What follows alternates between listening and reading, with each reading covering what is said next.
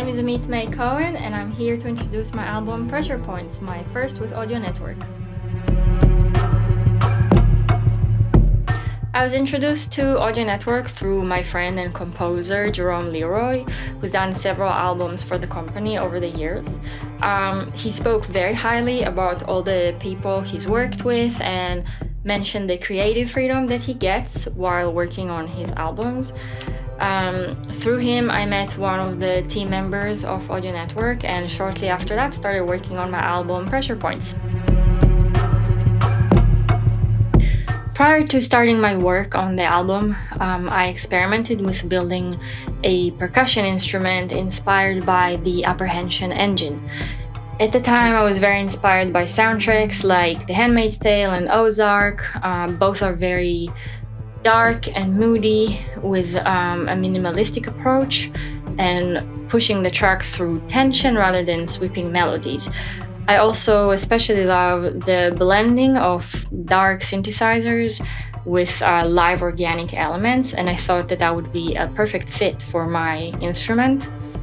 The moods I imagined for the tracks of my album were uncomfortable, introspective, somewhat dreadful, and with a constant tension. When I don't write to picture, I imagine a still image, and most of the imagery that came to my mind throughout the album were of dark forests or a gloomy body of water. I think that the coolest element of this release is the percussion instrument. It was inspired by the apprehension engine, co-created by Mark Corvin and built by Tony Duggan Smith, initially intended for horror soundtracks.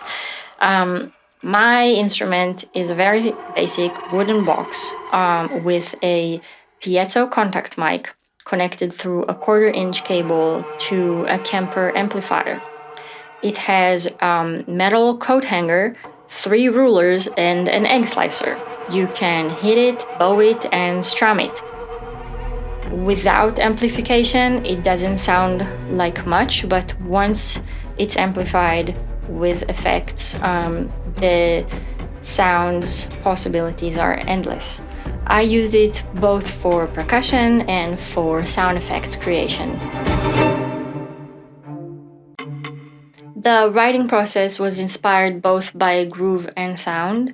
I started my process with playing around with the percussion box with different amplifier settings, looking for sounds that might inspire me. Then I went ahead and recorded multiple standalone tracks to build up a library of live elements that could come back throughout the album to make it coherent. Then I needed to decide what is my sound palette. I already knew we were going to record live string ensemble, and now it was time to decide what synthesizers I was going to blend them with.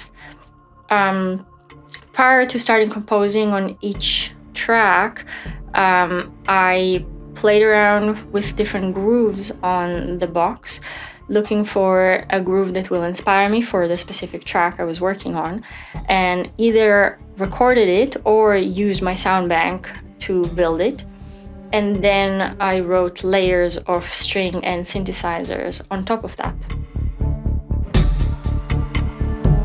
We recorded a 21-piece string ensemble in School Farm Studios, which was such a great experience.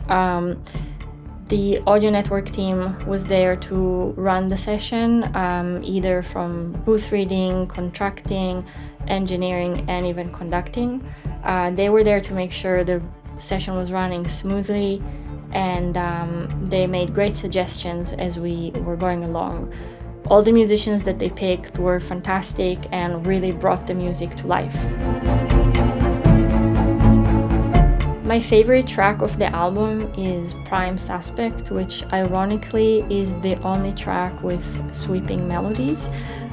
What I love about this track is how it builds tension slowly throughout, constantly adding new elements and new layers, keeping the audience at the edge of their seat while they're listening. And then when we finally arrive at the big sweeping melodies, it's very satisfying.